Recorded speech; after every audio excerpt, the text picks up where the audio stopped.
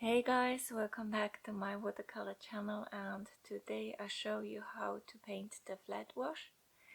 It's a quite important technique in the watercolors, and it helps to create larger areas and small areas without those brush strokes coming through, which I think is quite important. For example, when painting a boat,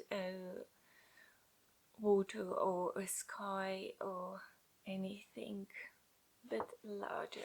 Okay, let's get started. I'll show you how flat wash is done, or also how it's not done. Flat wash is really important for the watercolors because it makes it cleaner. I use some blue. The reason why is because it's you can see it much better. I need loads of color, so if you practice flat wash, use a lot of water and lots of color. And also I have a big brush, so it kind of helps me. If you have bigger areas to paint, I suggest or I recommend a much bigger brush, because with a smaller brush you are not able to get as much water and paint. Okay, I start to paint here, so we have one bit here, and then I take more water, there's maybe more paint, and yes, and it goes like this. Okay, this is not a flat wash. I was a little bit cheeky here to add more paint, but this is what happens if you start to paint and then you suddenly run out of paint and you have such a big area, and then you put more, you prepare more paint and then you put it on, and that does not look like a flat wash. You can see here, for example, there is some stripes, and there is a difference between the colors. Also you see here in between more colors there, more stripes in between, so this is really not the point. Again, I prepare more of blue, more of tallow blue, very strong blue, and you can start doing it like this as well. So you have here and then here, but what's most important is that you kind of like that the paper is kind of like tilted, so paint is flowing down as well. You can take off here with a clean brush some of the paints I show you, but you can see the area looks so much nicer, so much cleaner than it is here. And I have not prepared additionally more paint, but it's really like one stop. Of course, another option is just doing like this. Wait, oh, that's not really that good. I didn't have that much. So what is really important is this drop of this ball of paint, and it needs to be taken and put down so it gets less and less. Then if you run out, you add the same color here underneath and you kind of catch it and it goes down again, and when this is dry it actually creates a very even area of paint. And I recommend my students to do this, to practice this a lot, because it's so important, especially as a first layer. And then take it off. Very important, if you have a good painting and you have covered it nicely what you wanted to do, you need to take off the additional paint, the paint that is left over with a clean brush, which does not contain water, so there's no water stained. But you can see already it's clear, it's drying here very nicely, as well. The difference was like, this is not how you do it, but like this, and then you have really nice even areas of wash, and I recommend to do it more often. Then is of course the other technique is wet to wet, and adding paint there, but what's the difference is here. I can show you. Of course, no, this is a little bit dirty already, but where at least you can see, adding water, taking it off.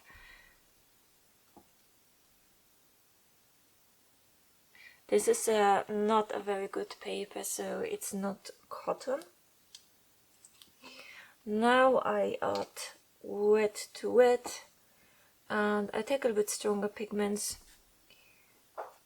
but as you can see, it's not really working as a flat wash, for example. It's a little bit, it can, but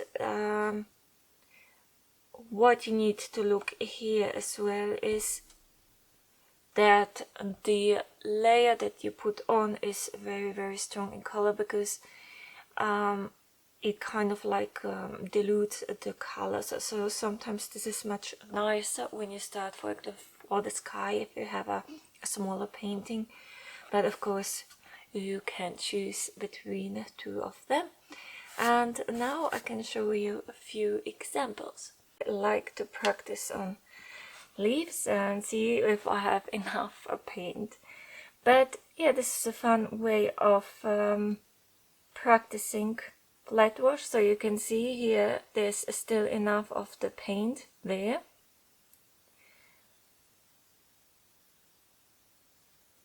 But it starts to run out and I start to add more and more. And I just pull it down. So this is a little bit of a very careful flat wash. And make sure that it doesn't dry out very fast.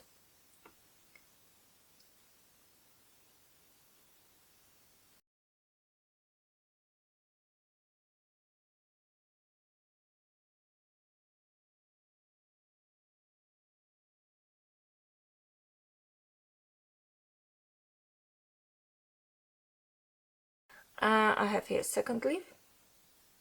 I put some deep yellow. This was lemon yellow and some phthalo blue.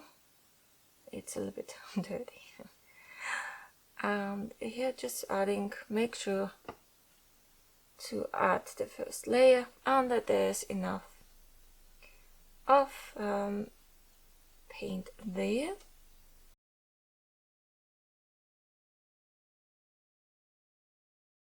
Then I have a third leaf. I will use some of the deep yellow and then some orange. Make sure that there's enough of orange. Very important is to press down the brush as well. And then I will take some of the green and I add it here, so we have a little bit mix there.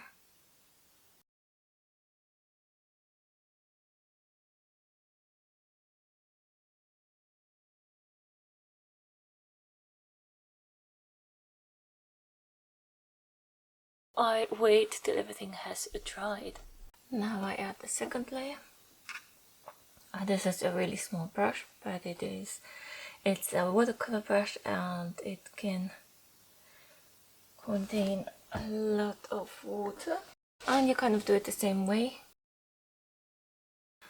but with a smaller brush and smaller areas, and this is how you can create a leaf.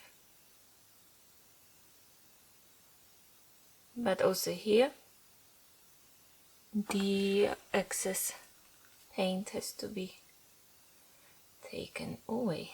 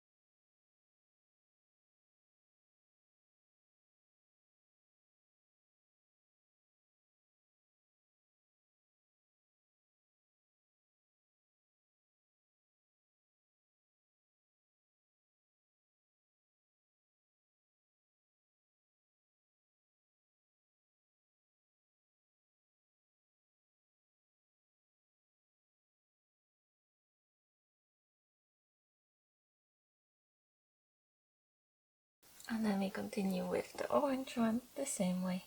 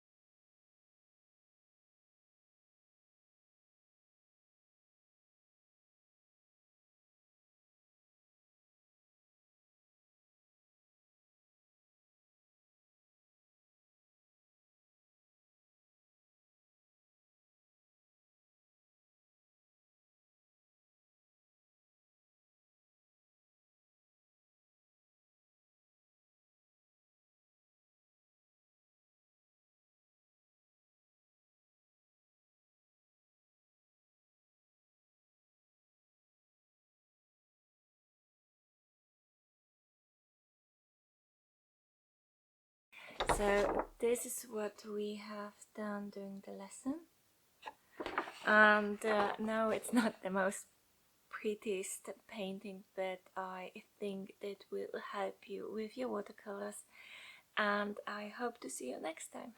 Bye!